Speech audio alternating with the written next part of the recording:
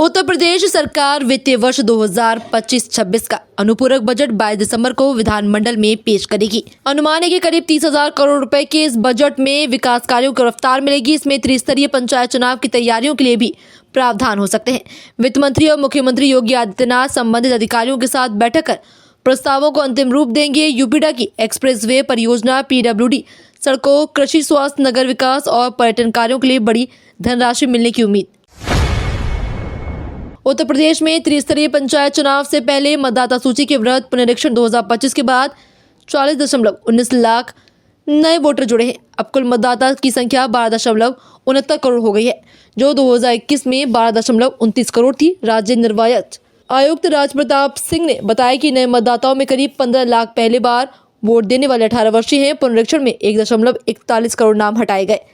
दावे आपत्तियों के लिए 23 दिसंबर को मतदाता सूची का प्रकाशन होगा, जबकि 6 फरवरी 2026 को अंतिम सूची जारी की जाएगी। एसवीएन प्रणाली से डुप्लीकेट वोटरों का रोक लगाई गई है। उत्तर प्रदेश में ड्राइविंग लाइसेंस बनवाने के नियमों में बड़ा बदलाव किया गया। अब सिर्फ वाहन चलाना जान लेने से परमानेंट डीएल नहीं मिलेगा। आवेदकों को ऑटोमेटिक ड्राइविंग ट्रेनिंग सेंटर से एयर ट्रैक को तय समय में पार करना होगा। बाइक और कार के लिए 3.25 मिनट निर्धारित किए गए हैं। गलती पर सेंसर बीप करेगा और टेस्ट में फेल माना जाएगा। लखनऊ में ये व्यवस्था उदेत खेड़ा मौदा स्थित केंद्र पर लागू होगी। प्रदीप कुमार सिंह ने अनुसार टेस्ट पूरी तरह ऑटोमेटिक होगा, जिससे जुगाड़ और लापरवाही पर रोक लगेगी और सड़क सुरक्षा मजबूत होगी। लखनऊ में भातखंडे संस्कृति विश्वविद्यालय के शताब्दी वर्ष के उद्घाटन समारोह में मुख्यमंत्री योगी आदित्यनाथ ने कहा कि ये विश्वविद्यालय आज फर्श से अर्श की ओर बढ़ रहा है। उन्होंने इसे भारत की सांस्कृतिक चेतना और राष्ट्रबोध का प्रतीक बताया। सीएम ने कहा कि भारतीय संगीत, नाटक और संस्कृति के संरक्षण में इस संस्थान की ऐतिहासिक भूमिका रही। उन्होंने बताया कि रविंद्रनाथ टैगोर की कल्पना को साकार करते हुए 2022 में से विश्वविद्यालय का दर्जा दिया गया। सरकार कलाकारों के सम्मान, प्रशिक्षण और रोजगार के लिए नीति बनाएगी। उत्तर प्रदेश के ग्रामीण युवाओं को बड़ी सौगात मिली है। ग्राम पंचायतों में स्थापित होने वाली डिजिटल लाइब्रेरी में अब गाँव के ही प्रतियोगी परीक्षाओं की तैयारी हो सकेगी। पहले चरण में प्रदेश की 11,350 ग्राम पंचायतों में डिजिटल लाइब्रेरी खोली जाएगी। प्रत्येक लाइब्रेरी पर करीब 4 लाख रुपए खर्च होंगे, जिसमें किताबें, IT उपकरण और फर्नीचर शामिल हैं। पंचायती राज्य मंत्री ओम प्रकाश राजभर ने कहा कि इसमें गाँव शहर की शिक्षा खाई कम होगी। पंचायती राज निदेशक अमित कुमार सिंह के अनुसार योजना से ग्रामीण युवा रोजगार के लिए अधिक सक्षम बनेंगे। गंगा एक्सप्रेसवे के साथ साथ बरेली मथुरा आगरा नेशनल हाईवे का निर्माण भी वर्ष 2027 के अंत तक पूरा होने का लक्ष्य तय किया गया है। 228 किलोमीटर लंबे इस हाईवे का काम 4 फेज में चल रहा है, जिसमें कासगंज तक अधिकांश कार्य पूरा हो चुका है। फेज 4 में बरेली बदायूं के बीच निर्माण तेज है। यह हाईवे भारतीय राष्ट्रीय राजमार्ग प्राधिकरण की देखरेख में बन रहा है और गंगा एक्सप्रेसवे से जुड़ेगा। परियोजना से 25 से अधिक जिलों में बेहतर कनेक्टिविटी मिलेगी। उत्तर प्रदेश में 19 दिसंबर से शुरू हो रहे 5 दिवसीय शीतकालीन विधानमंडल सत्र से पहले सर्वदलीय बैठक में सियासत गर्मा गई है। सपा नेता रविदास मल्होत्रा ने सत्र की अवधि को छोटा बताते हुए सरकार पर जनता के मुद्दों से बचने का आरोप लगाया और कार्यवाही के दिन बढ़ाने की मांग की। सर्वदलीय बैठक में विधानसभा अध्यक्ष सतीश महाना, मुख्यमंत्री योगी आदित्यनाथ, वित्त मंत्री सुरेश खन्ना सहित सभी दलों के नेता मौजूद रहे। सत्र 24 दिसंबर तक चलेगा।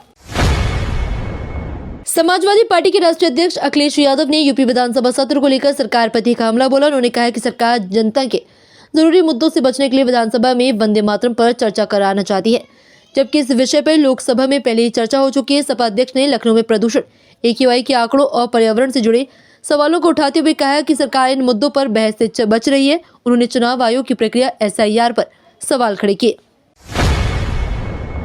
समाजवादी पार्टी के वरिष्ठ नेता आजम खान को भड़काऊ भाषण मामले में कोर्ट से राहत मिली। MP MLA स्पेशल कोर्ट ने साक्ष्य के अभाव में उन्हें बरी कर दिया। ये मामला लोकसभा चुनाव 2019 के दौरान दिए गए कथित भाषण से जुड़ा था। रिपोर्ट आम आदमी पार्टी के प्रदेश प्रवक्ता फैसल खान लाला ने दर्ज कराई। कोर्ट ने माना कि आरोपों को साबित करने के लिए पर्याप्त सबूत पेश नहीं किए जा सके, जिसके चलते आजम खान को दोष मुक्त कर दिया गया। उत्तर प्रदेश में सियासत उस वक्त गर्मा गई जब समाजवादी पार्टी की ओर से लगाए गए एक पोस्टर ने नया विवाद खड़ा कर दिया। पोस्टर में बिहार के मुख्यमंत्री नीतीश कुमार और यूपी सरकार के मंत्री संजय निषाद का तीखा हमला देखा गया। इसमें सपा प्रमुख अखिलेश यादव को अंधेरे दौर में नारी सम्मान की ढाल बताया गया। पोस्टर समाजवादी पार्टी के नेता मोहम्मद इखलाक ने सपा कार्यालय और संजय निषाद के आवास के बीच लगवाए। जिससे राजनीतिक हलचल तेज हो गई। उत्तर प्रदेश माध्यमिक शिक्षा परिषद ने हाई स्कूल और इंटरमीडिएट परीक्षा 2026 के लिए प्रस्तावित परीक्षा केंद्रों की ये सूची जारी कर दी है। बोर्ड की वेबसाइट upmsp.edu.in पर 17 दिसंबर को ये सूची अपलोड की गई। इस बार कुल 8,033 परीक्षा केंद्र बनाए गए, जिसमें 596 सरकारी, 3,453 सहायता प्राप्त और 3,984 निजी स्कूल शामिल है। करीब 52.30 लाख छात्र परीक्षा में शामिल होंगे। ये सूची अभी अंतिम नहीं है। 22 दिसंबर तक आपत्ति दर्ज की जा सकती है, जबकि 30 दिसंबर को फाइनल सूची जारी होगी। लखनऊ में भारत दक्षिण अफ्रीका T20 मैच रद्द होने के बाद प्रदूषण को लेकर उठे सवालों पर यूपी सरकार ने सफाई दी। सरकार के मुताबिक मैच के समय राजधानी का औसत AQI 174 था, जो राष्ट्रीय मानकों के अनुसार मॉडरेट श्रेणी में आता है। सरकार ने कहा है कि सोशल मीडिया पर निजी ऐप्स पर दिख रहा सीवियर AQI हाइपर लोकल और गैर मानकीकृत डेटा पर आधारित है। आधिकारिक निगरानी CPCB के वैज्ञानिक 24 घंटे औसत पर होती है। सरकार ने जनता से सिर्फ सरकारी पोर्टलों के डेटा पर भरोसा रखने की अपील की। लिव इन रिलेशनशिप को लेकर इलाहाबाद हाई कोर्ट ने बड़ा फैसला सुनाया। कोर्ट ने स्पष्ट किया, बिना शादी के साथ रहना कोई अपराध नहीं और इसे गैर कानूनी नहीं कहा जा सकता। जस्टिस विवेक कुमार सिंह की एकल पीठ ने कहा कि बालिग व्यक्ति को अपनी पसंद का साथी चुनने और साथ रहने का संवैधानिक अधिकार है। परिवार या समाज को इससे दखल का हक नहीं। कोर्ट ने सहमति के साथ रह रहे जोड़ों को पुलिस सुरक्षा देने का आदेश देते हुए कहा कि राज्य का कर्तव्य है कि वे नागरिकों के जीवन और व्यक्तिगत स्वतंत्रता की रक्षा करें। उत्तर प्रदेश में कारीगरों के प्रशिक्षण की योजनाओं में करीब 6 करोड़ रुपए की वित्तीय अनियमितता सामने आई है। शासन ने उद्यमिता विकास संस्थान के निदेशक पवन अग्रवाल को पद से हटा दिया और पूरे मामले की जांच के लिए उच्च स्तरीय कमेटी गठित की है। आरोपी की प्रशिक्षण संस्थाओं को भुगतान में नियमों की अनदेखी कर बिना निर्धारित कटौती पूरी राशि जारी की गई है। ये घपला विश्वकर्मा श्रम सम्मान, ODOP और PMEGP जैसी योजनाओं से जुड़ा है। शासन ने साफ किया है कि जांच के बाद दोषियों पर सख्त कार्रवाई होगी।